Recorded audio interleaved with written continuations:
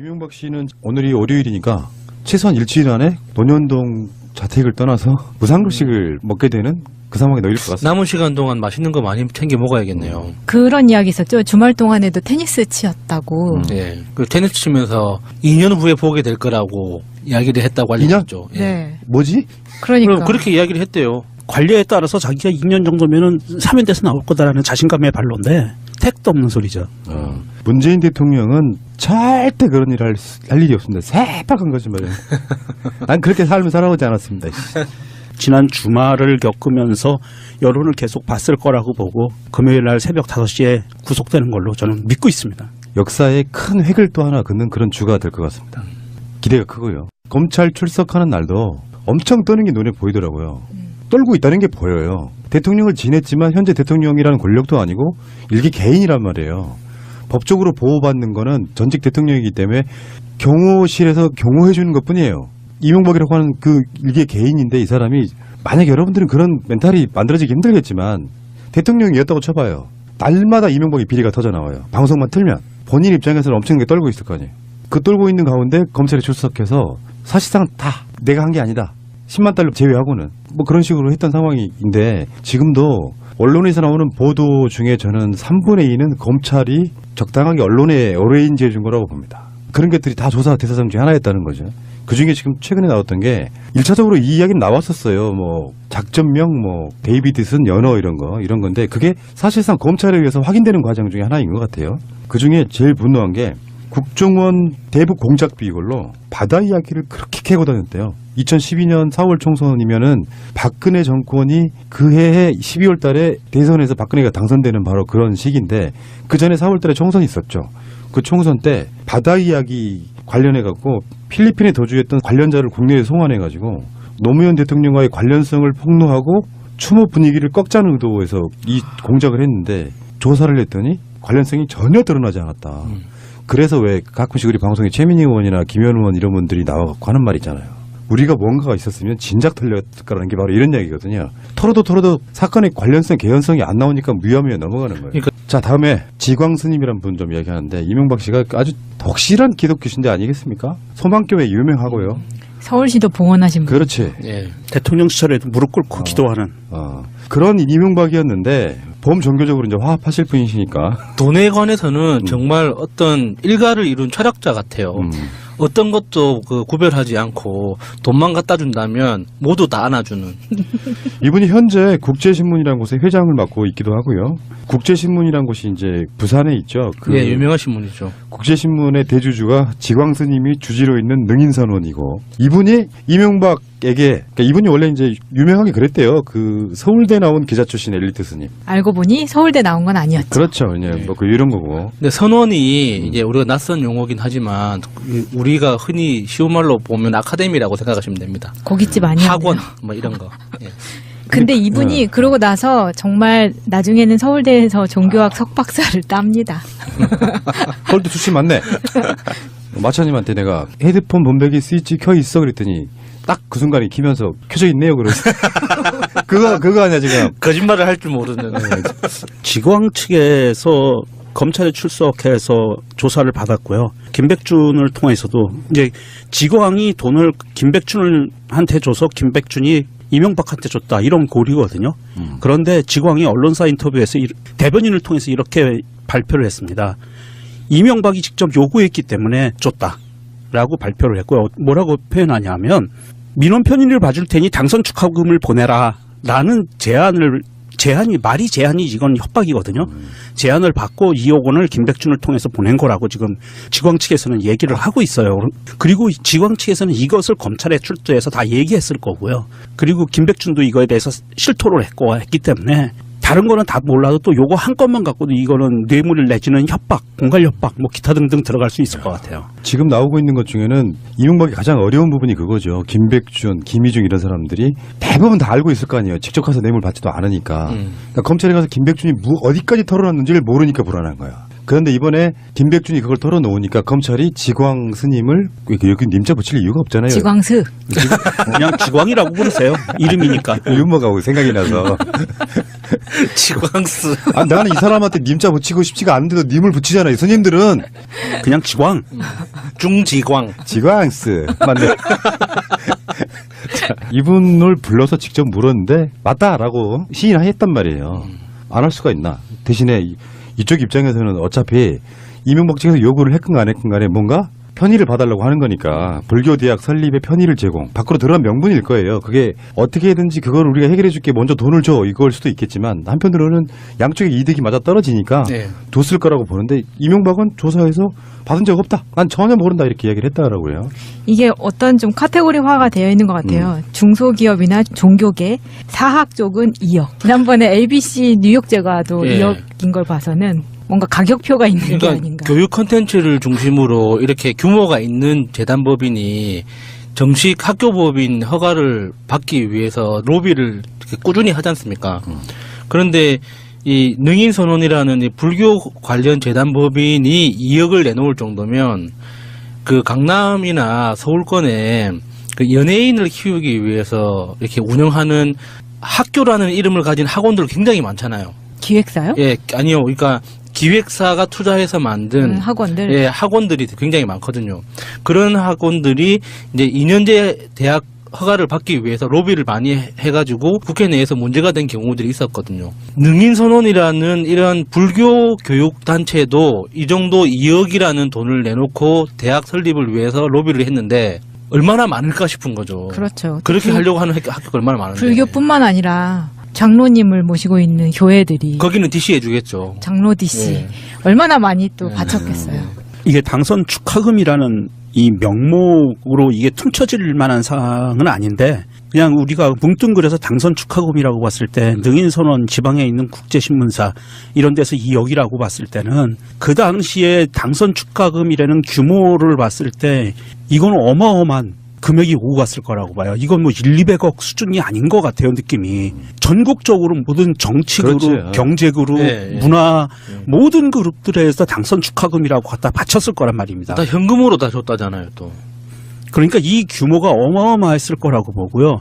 이 규모들이 하나하나 밝혀져야 됩니다. 그래서 이게 미투 운동처럼 유튜 너도 냈지 이렇게 다 지목하는 밝혀야 유튜로. 됩니다. 그래서 이재용도 밝히고 다 밝혀서 대한민국이라는 사회가 다시는 이렇게 어떤 대통령이라는 한 사람의 권력자를 위해서 모든 것을 갖다 바치고 이득을 이권을 얻어내는 이런 시스템은 이제는 끝내야 돼요. 그러니까 지광수님 이제 한 사람 지목해 주세요. 이제 지목 당했으니까 뭐 릴레이 하는 거야? 예, 유튜 해가지고 김백준이나 김희중 정도는 어떤 구조 속에 놓여 있냐 이걸 한번 봐야 돼. 이명박 자체가 직접 가서 받을 수 없는 여러 가지 것들이 있잖아요. 그 받는 자가 꼼꼼하면 밑에서 일을 해주는 사람 입장에서는 이명박한테 핀잔이나 뭐 이런 걸 듣지 않기 위해서라도 기록이 꼼꼼해져요. 구조가 그렇다고. 몇 월 며칠 날 몇 시에 누구누구를 만나서 디테일한 부분까지 다 기록돼 있는 게 있는 거예요. 본인한테는. 그러니까 내가 네. 중간에 그 땡겨묻지 않았다는 걸 증명하기 쇼킹하지 위해서. 않았다는 걸 증명하기 위해서라도 기록이 필요하죠. 그러니까 아랫사람들을 잘 끌어간 리더는 그런 부분이 있다고 하죠.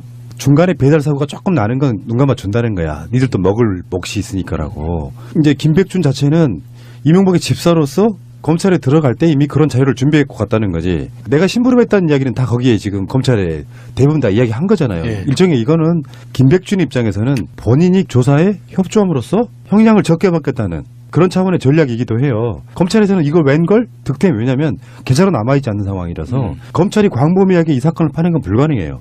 김백준이나 김희중 통해 그들의 장부 속에 들어있는 걸로 이 사건 자체. 김백준 자체가 이명박하고 감정이 좀 심해가지고 이명박을 모함하기 위해서 진술을 할 수도 있잖아요. 그러니까 김백준이 한 진술이 사실인가를 물어보기 위해서는 지광 스를 부릅니다. 진위 여부가 확인을 못하고 있는 상황인가요? 아, 참 답답합니다. 저도 답답하고요. 네. 일단은 돌발적으로 벌어진 일이에요. SNS에 사실상 은퇴 선언을 했지 않습니까? 연기 생활에 힘들다. 이제는 종집을 찍겠다. 쉬고 싶다. 이런 말씀을 남겼는데 소속사도 놀라서 이제 확인을 해본 거죠. 연락을 취해보고 이제 입장을 드리려고 했는데 네. 연락이 완전 끊어진 겁니다. 그래서 일단 저희가 추론하기로는 국내가 아닌 해외에 계신 것 같은데 네. 어쨌든 이태임 씨가 왜 어떠한 이유에서 이 같은 말을 하셨는지는 모르겠어요. 네.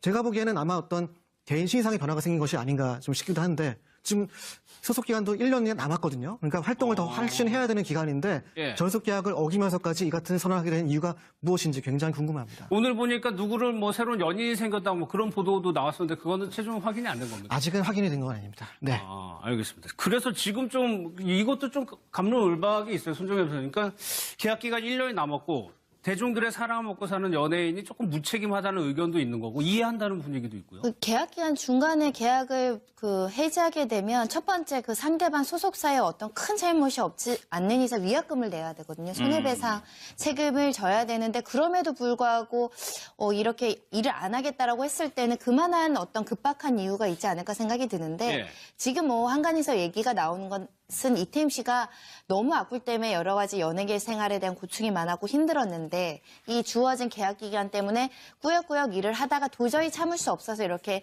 하차하거나 일을 안 하기로 한 그런 상황이 아니냐. 예. 또 두 번째는 다른 신상의 어떤 변동이나 이런 거 좀 몸이 아프다거나 여러 가지 신상의 변동이 있을 수 있잖아요. 그런 급박한 사정 때문에 이러지 않았을까. 또는 세 번째는 연예계 일은 할 수 있지만 그 기획사랑 일을 못 할 수는 있겠죠. 그런 여러 가지 경위로 하지 않았을까라는 생각이 드는데 문제는 이태임 씨가 어찌됐든 대중들의 관심을 많이 받는 분이니까 예.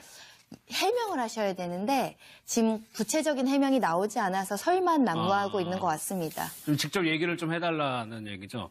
근데 조광영 기자님, 근데 네. 우리나라 여자 연예인들이 유독 좀 고통을 많이 당하고 있는데 설현 씨 같은 경우도 그렇잖아요. 아주 저도 이제 사진을 받아봤어요. 예. 깜짝 놀라서 지웠는데 정말 이게 진짜인가 싶을 정도로 합성을 잘 했더라고요. 교묘하게. 설현 씨의 얼굴과 이제 여성의 몸을 합성한 화장실에서 찍은 컷인데 이제 결론적으로 이제 합성 사진이라고 판명이 났죠. 하지만 예. 어쨌든 이런 것들이 파장이 되면서 당사자들 입장에서는 크나큰 어떠한 명예훼손 피해를 입게 되는 것이죠. 그리고 혹여나 이것을 믿는 사람이 있을 경우에는 뭐 본인에게는 하지도 않는 일인데 괜한 오해를 또 드릴 수도 있고요. 뭐 그런 예. 점에서 여자 연예인들이 참 고충이 많은 것 같아요. 이게 손정혜 변호사님 법적으로 강력하게 처벌을 한다고는 나오는데 계속 이런 일들이 반복되거든요. 아니, 그러니까 나는 처벌되지 않을 거야라는 막연한 믿음을 가지신 분들이 많은 것 같아요. 만약에 그거 캡처해가지고 처벌 요청하면은 뭐 기소유예로 봐줄 수도 있지만 벌금형 정도 이상, 집행유예 이상 나올 수도 있거든요. 예. 그래서 이미 이렇게 특히 강력한 대응을 하겠다.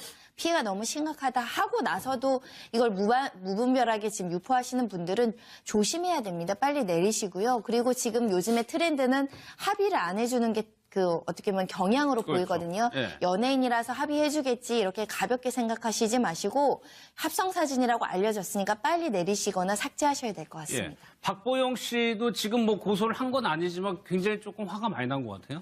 일단은 뭐 인터넷 생방송을 통해서 팬들과 대화를 나누는데 이제 이것이 그 댓글을 함께 보면서 대화를 하는 거예요. 근데 네. 이제 사실은 굉장히 좀 멘탈이 강해야 됩니다. 실시간으로 댓글을 확인하면서 대화를 해야 되기 때문에 사실은 스타들이 굉장히 좀 힘들어하는 인터뷰 중에 하나예요. 근데 어쨌든 팬들과 대화를 하다가 악플들을 봤나 봐요. 하지만 이제 웃을 넘겼는데 한 번만 다시 또 이런 글을 올리면 종이 한 장 날리겠습니다. 고소를 하겠다는 얘기죠. 사실 박보영 씨를 집요 괴롭히는 네티즌이 있다고 해요. 본인도 알고 있는데 예. 지금은 참고 있는 단계지만 계속 추가적으로 이 같은 악플 테러를 하게 된다면 본인도 예. 묵과할 수 없다. 강력한 자세를 보이는 것 같습니다. 물리적인 폭력과 정신적인 폭력, 정신적인 폭력에 대해서는 처벌수가 좀 낮은 것도 사실이에요. 그 우리가 가장 이게 악성 댓글 가장 큰 책임이 이 법적인 제도적인 게 미비돼 있고 예. 또 하나는 포털에 그거를 이용하는 게 나쁜 거예요. 지금 뭐 그 악성 저런 게 댓글이나 저런 게 뭐 나체 사진 합성하고 해봤자 대부분 가서 법정에 가도 50만 원 벌금 내면 끝난답니다. 그러니까 겁내질 않는 거예요. 그래서 법적으로 해서 실형을 살려야 돼요. 그래서 그 탤런트 그 김가연 씨도 네. 그 정치인한테 국회의원 만나서 이거를 댓글 없애는 방법을 열심히 설명을 했더니 잘 듣더니 나 바쁘니까 보좌관 만나라고 하고서 가더래요. 그럴 정도로 정치인들이 여기 대해서 자기 일 아니니까 정치인들은 오프라인 신문만 보니까 댓글에 대해서 모르는 거죠. 예. 그리고 또 포털도 트래픽을 많이 끌어들이려고 자꾸 댓글을 많이 좀 양산하는데 외국에서는 댓글 구글이나 이런 데 못하게 하거든요. 그렇죠. 그래서 거기에 대한 규제가 좀 엄하게 좀 돼야 된다 이런 생각이 듭니다. 두 네, 가지 오늘 이야기할 내용은 텐데 여기까지입니다. 일단 마무리. 이명박 이야기를 하려면 첫 번째 이명박 아들 이시영에 대해서는 우리가 또 몇 년 전에 좀 상당히 대차게 여러 번 까한 적이 있죠.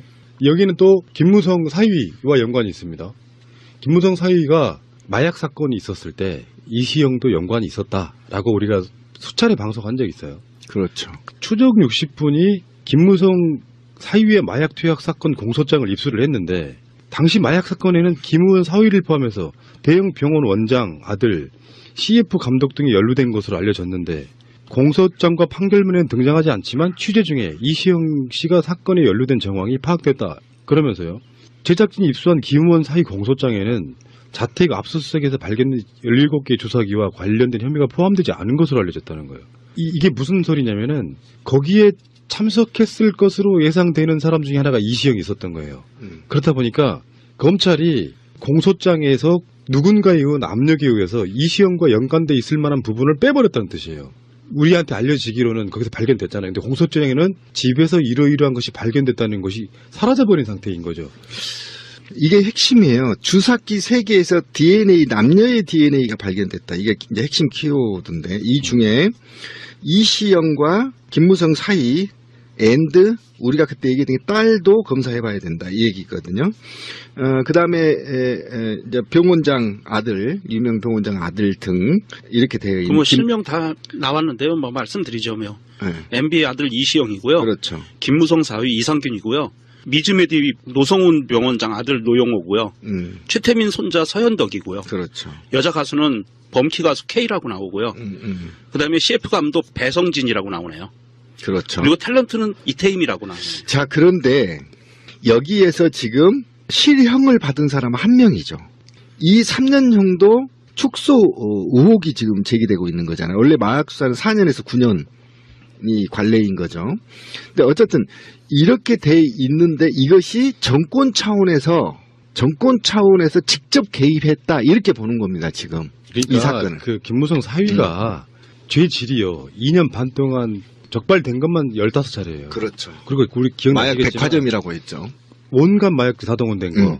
이래서 양형 기준에 하한선도 못 미치는. 그렇죠. 그 하한선을 이탈해가지고 결국은 집행유예를 선고했는데 문제는 김무성 때문이 아니고 우리는 지금까지 김무성이 빽서갖고 사위를 봐주게 된 압력을 행사한 게 아니냐였는데 알고 봤더니 거기 이시영이 관련된 정황 때문에 그렇죠. MB가 직접 손 썼다. 그렇죠. 이런 의혹인 거예요. 그래서 거기에 이제 최교일이 MB맨이 매관매직을 했다는 거 아닙니까?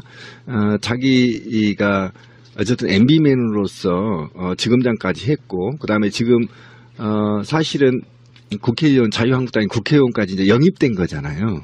영전된 거죠. 쉽게 말하면. 최교일이가 큰일한 거죠. 그렇죠. 이게 매관매직인 겁니다. 예. 그러니까 최교일이 당시에 자기 마약 전문도 아닌데 이 사건을 도맡아서 진행을 했고, 그리고 최교일의 후배 검사가 수사를 진두지휘한 이 사건으로 이 사건 하나만 보더라도 이명박이 직접 개입됐을 가능성이 굉장히 높다. 이시영 부분은 빼버리고 김무성 사위는 말도 안 되게 집행유예로 해버리고 뭐 검찰이 원래 공소 기소라는 게 그런 거잖아. 이 사람한테 죄를 주세요잖아. 근데 법원이 말도 안 되는 집행유예를 내니까 검찰은 항소를 하지 않아요. 그렇지. 왜 국정원 여직원 감금 사건 있잖아요. 이것도 항소를 하는 검찰이 이런 식이었다는 거고 그게 검찰의 적폐인 거고 좀 전에 이야기했던 세월호 문제 관련한 것도 검찰의 적폐잖아요. 그렇죠. 얼마큼 뿌리 깊은 적폐가 있는지 보여주는 거고요. 그리고 하나 더 이야기할게요. 롯데월드 인허가 정말 예민한 문제가 터졌는데 청와대 안보실에서 발견된 문서가 이제 그 내용이 다 담겨져 있다라는 것이죠. 송람 비행장 3도 각도 틀기. 실제로 롯데가 이명박에게 어마어마한 로비했다는 정황들이 있어요. 롯데면이 이명박의 측근으로 들어간다든지 서로 간의 인맥 교환이랄까요? 이런 것들이 이루어지는 과정 속에 어마어마한 로비가 들어가서 결국엔 롯데가 국방부의 반대에도 불구하고 지금 현재 롯데월드타워 123층짜리인가요? 네, 그것을 세우게 되는 과정에 어마어마한 비리가 개입돼 있을 것이다 이런 거예요. 천문학적인 비리가 개입됐을 거라고 보고요. 지난 수년 동안 국방부 장성급들이 다 반대해왔고 전문가들이 다 반대해왔습니다. 썩은 군대도 반대를 했던 거를 MB가 했는데요. 저는 이게 아까 우리 권 PD가 얘기했는데 이게 돌이킬 수는 없는 거다 이렇게 얘기했는데요. 저는 이 123층을 허물어야 된다고 생각합니다. 준엄함을 공권력이 얼마나 중요한지 허물고 이 관련자 모두 다 처벌해야 된다. 상징적으로 한번 이 적폐로 쌓아 올린 이 적폐의 탑 롯데 123층을 허물면 그거 철거하면서도 일자리 창출할 수 있다. 이거 신비의 주장이에요. 그러면서 국가의 공권력의 준엄함을 한번 보여야 된다. 저는 이렇게 생각합니다. 원칙적으로는 찬성인데 현실적으로 가능할까 싶다. 그 부분은 일자리 10만 개 창출 가능합니다. 신동빈이가 잘못했으니까 봐주세요. 국가에 헌납한다면 모를까. 쉽지 않은 얘기고요. 근데 사실 이 사건에 이 비리 열개는 나왔어요. 근데 이게 관련된 자료가 1000페이지가 넘는데요. 이걸 지금 검토하고 있는데 좀 깨놓고 우리들 식으로 이야기하면 이런 거예요. 이명박은 롯데로부터 우리의 상상하기엔 어마어마한 커미션을 받았을 가능성이 있잖아요. 그냥 해주는 법이 어디서 우리 몇 년 전에 방송에도 그런 이야기 했어. 이명박이 그냥 해줄 리는 없잖아요. 법을 어겨가면서까지. 그런데 그거를 이명박이 결정해서 결국에는 군사 비행장을 불편하게 만드는 국가 세금은 훨씬 더 쓰여지게 만들면서 개인 롯데에게는 어마어마한 이익을 줬는데 그 사이에 존재하는 커미션이 얼마일까인 거지. 어마어마하죠. 그리고 지금도 이제 3도 틀었다고 해서 안전한 게 아니에요. 비상시 때 굉장히 위험한 방해물로 롯데가 돼 있고, 그 다음에 제가 염려하는 거는요, 왜 롯데월드 제2롯데월드 청사라고 해야 되나? 롯데월드 건물을 부셔야 된다고 생각하냐면, 이런 엄청난 특혜나 로비로 비용을 많이 썼을 거고, 저는 부실공사라고 우려하는 겁니다. 부실공사를. 부실공사가 우려되면요, 건축의 안정성의 문제가 계속 대두되고 있지 않습니까? 인근 지하수 문제도 생기고요. 이런 문제로 인해서 더 많은 희생자가 발생할 수 있다고 보는 거예요.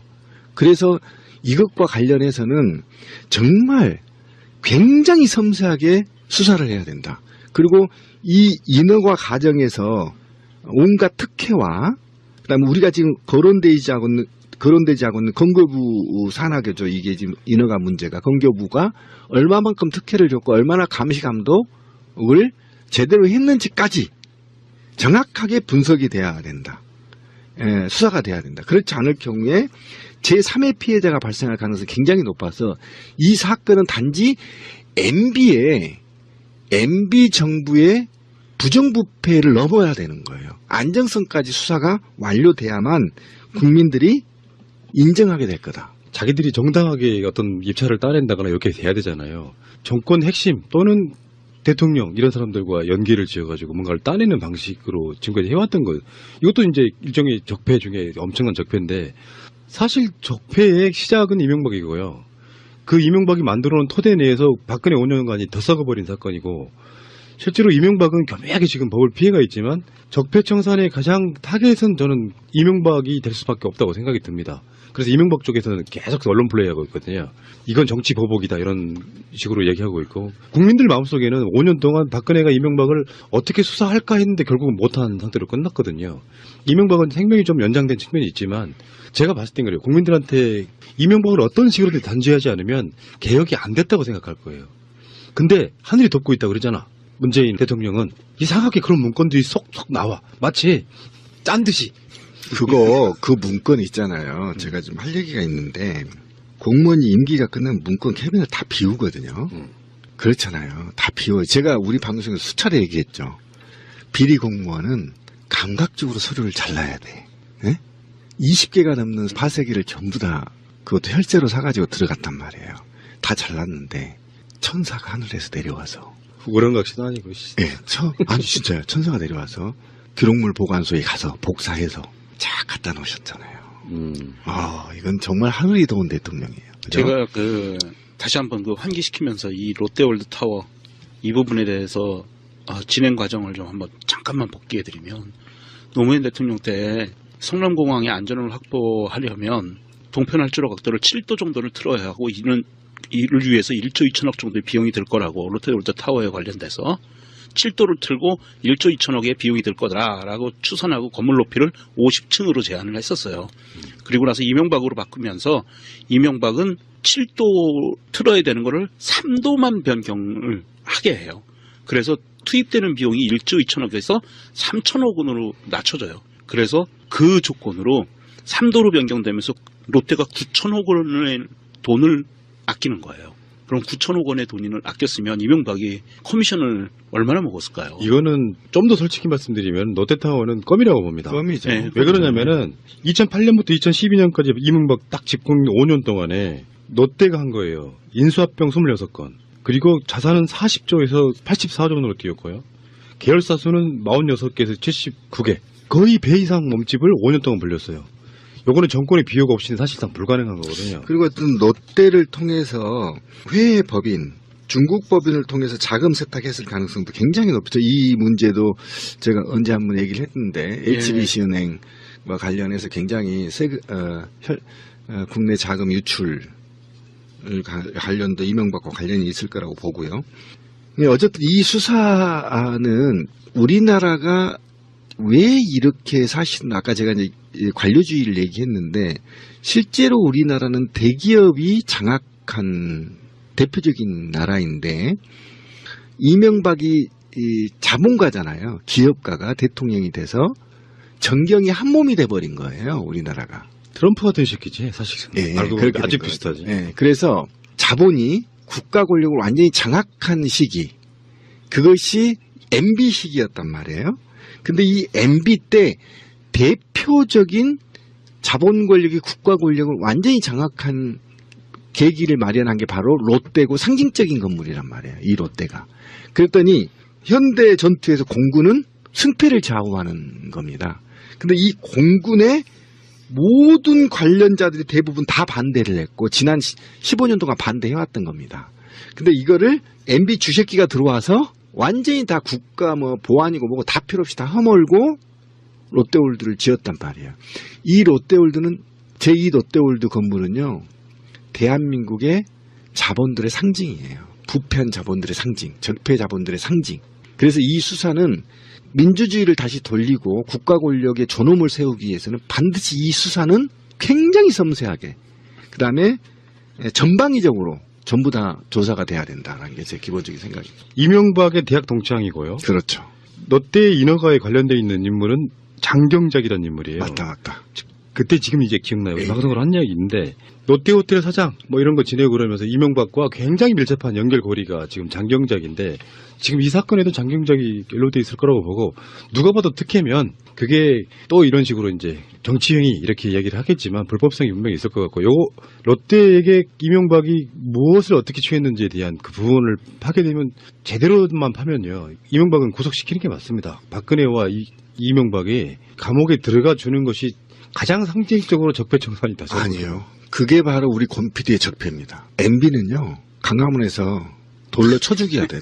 왜 그러냐면 아닙니다. 지금 법과 원칙으로 해야지. MB는 지금 이 새끼 최근에 그 얼굴 보니까 개고기 많이 처먹어서 얼굴이 기름기 막 흐르던데 이 MB만큼은 상징적으로 공개처형해야 됩니다. 왜 그러냐면 MB가 부정선거로 박근혜를 만들었고요.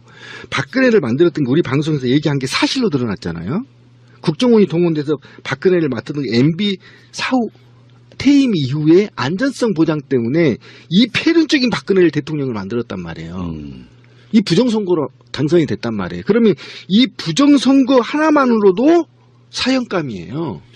지금 문재인 정부 들었으면서 초기부터 얘기했던 4대강, 그다음에 국정원 관련 적폐 청산 TF, 그리고 이번에 나온 롯데월드 타워 관련 인허가 관련해서 청와대에서 나온 문건 이런 것들을 보면서 이명박이 측에서 공식적인 반응이 나왔어요. 이건 정치보복식으로 과거사 들추게 하는 거다. 그렇게 몰고 가고 싶겠지. 네. 문재인 정부는 자신들만 정의를 독점한다는 오만을 갖고 있다. 에이씨. 이게 지금 몰린 거예요. 이제는 아는 거예요. 위기의식을 느껴서 뭔가를 해야겠다는 액션이 나오는 거예요. 원세훈이 개입을 해서 부정선거에 개입된 거 하나로만도 MB는 공개처형해야 되는데 자유당 때도요. 예? 자유당 때도 부정선거 주범이 사형당했어요. 예? 사형받았다고요. 그리고 대통령을 추방했어요. 그런데 지금 MB가 4대강이요? 아니, 롯데도 봐줘, 씨발. 4대강 다 봐줘. 이 원세훈과 관련된 청와대발 부정선거 개입, 이거 하나만으로 저는 광화문 이순신 장군 동상에 묶어놓고 공개처형해야만 공권력에 대한 또는 국민 주권에 대한 회복된다. 저는 이렇게 생각합니다. 논란이 됐었는데 조 기자님 지금 소속사도 지금 진위 여부가 확인을 못 하고 있는 상황인가요? 아, 참 답답합니다. 저도 답답하고요. 네. 일단은 돌발적으로 벌어진 일이에요. SNS에 사실상 은퇴 선언을 했지 않습니까? 연기 생활에 힘들다. 이제는 종집을 찍겠다. 쉬고 싶다. 이런 말씀을 남겼는데 소속사도 놀라서 이제 확인을 해본 거죠. 연락을 취해보고 이제 입장을 드리려고 했는데 네. 연락이 완전 끊어진 겁니다. 그래서 일단 저희가 추론하기로는 국내가 아닌 해외에 계신 것 같은데 네. 어쨌든 이태임 씨가 왜 어떠한 이유에서 이 같은 말을 하셨는지는 모르겠어요. 네.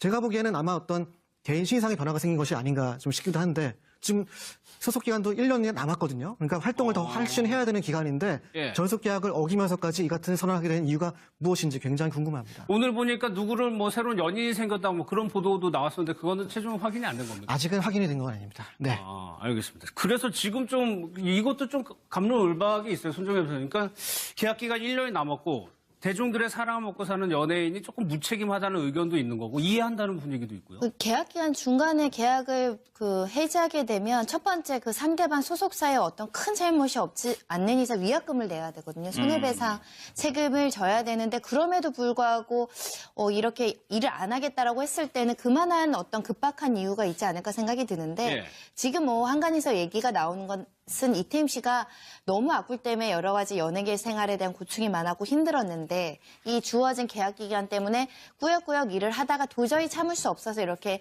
하차하거나 일을 안 하기로 한 그런 상황이 아니냐. 예. 또 두 번째는 다른 신상의 어떤 변동이나 이런 거 좀 몸이 아프다거나 여러 가지 신상의 변동이 있을 수 있잖아요. 그런 급박한 사정 때문에 이러지 않았을까. 또는 세 번째는 연예계 일은 할 수 있지만 그 기획사랑 일을 못 할 수 있겠죠. 그런 여러 가지 경위로 하지 않았을까라는 생각이 드는데 문제는 이태임 씨가 어찌됐든 대중들의 관심을 많이 받는 분이니까 네.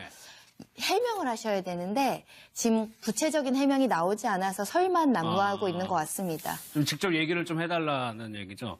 근데 조광영 기자님, 네. 우리나라 여자 연예인들이 유독 좀 고통을 많이 당하고 있는데 설현 씨 같은 경우도 그렇잖아요.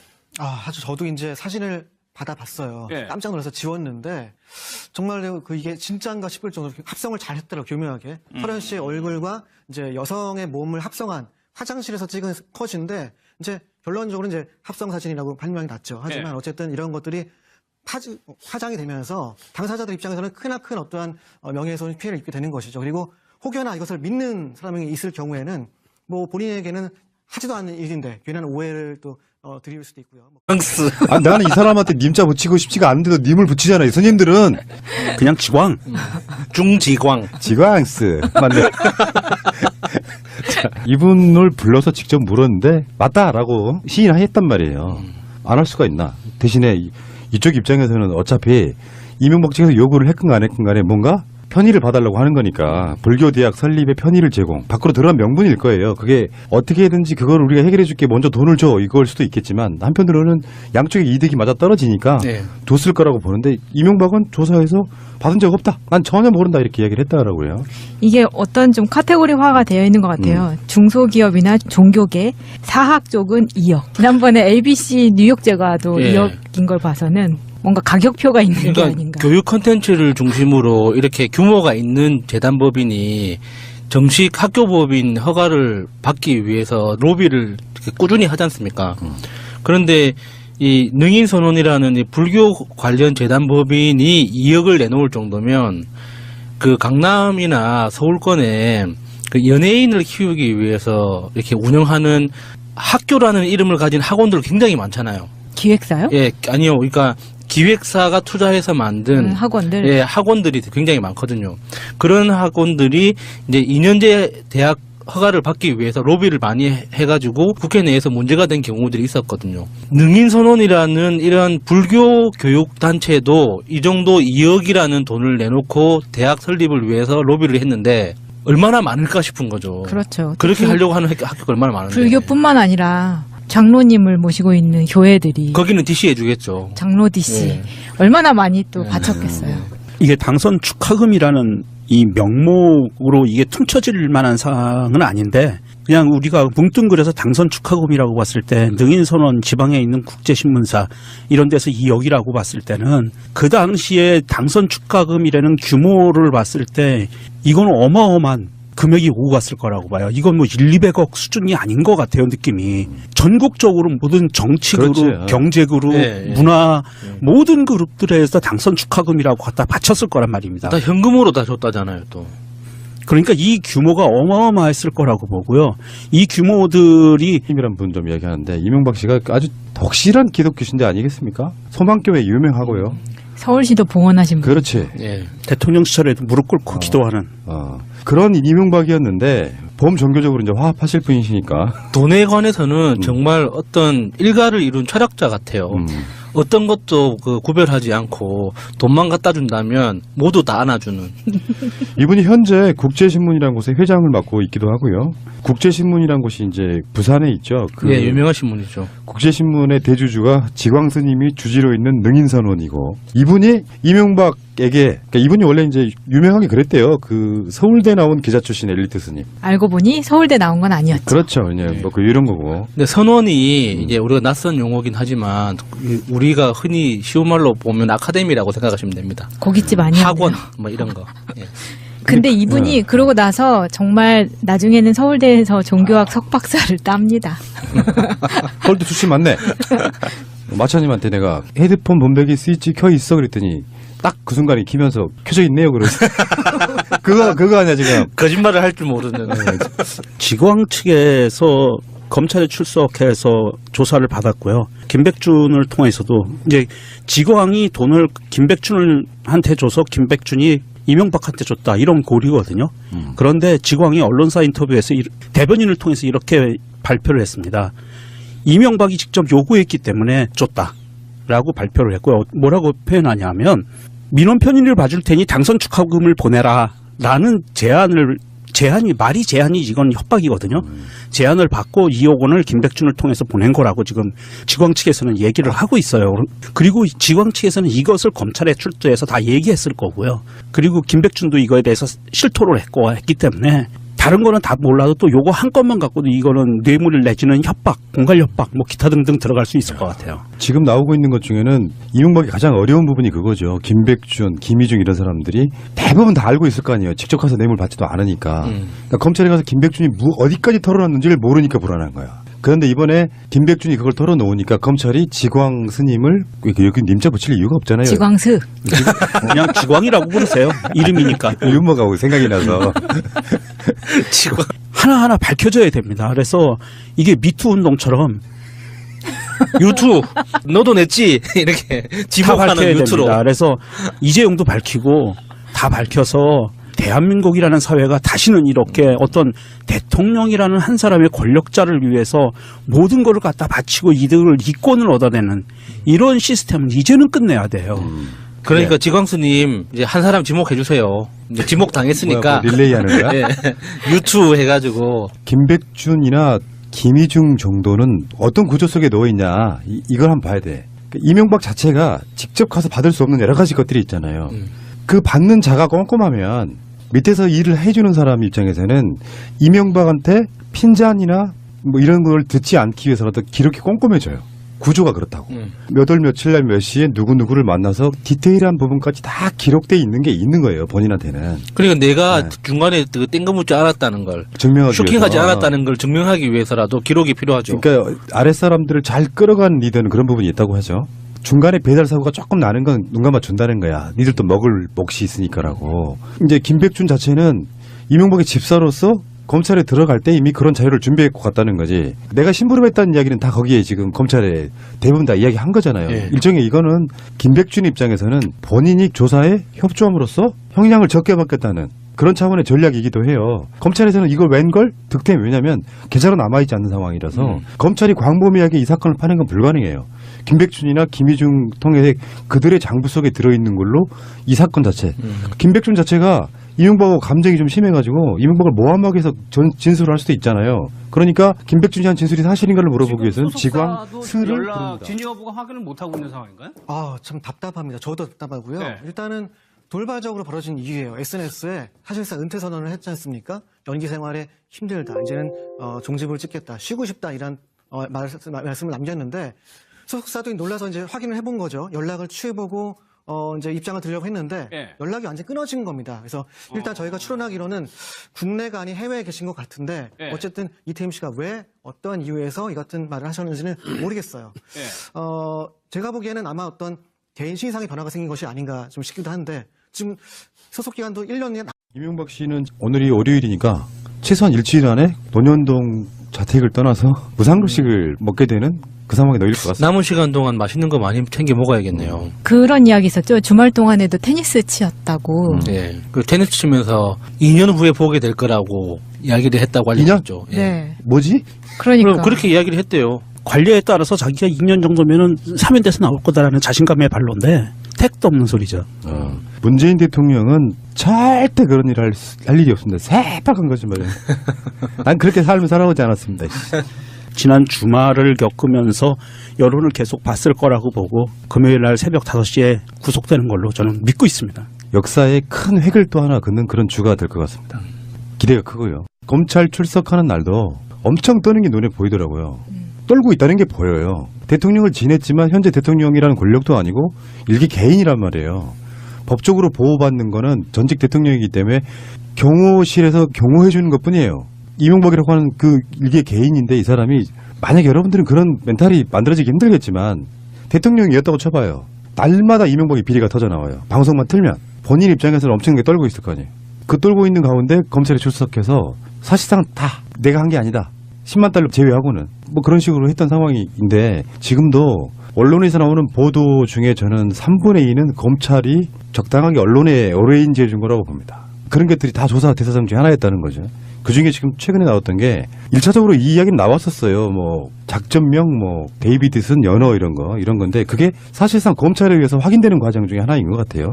그중에 제일 분노한 게 국정원 대북 공작 비걸로 바다 이야기를 그렇게 캐고 다녔대요. 2012년 4월 총선이면은 박근혜 정권이 그 해에 12월 달에 대선에서 박근혜가 당선되는 바로 그런 시기인데 그 전에 4월 달에 총선이 있었죠. 그 총선 때 바다 이야기 관련해 갖고 필리핀에 도주했던 관련자를 국내에 송환해 가지고 노무현 대통령과의 관련성을 폭로하고 추모 분위기를 꺾자는 의도에서 이 공작을 했는데 조사를 했더니 관련성이 전혀 드러나지 않았다.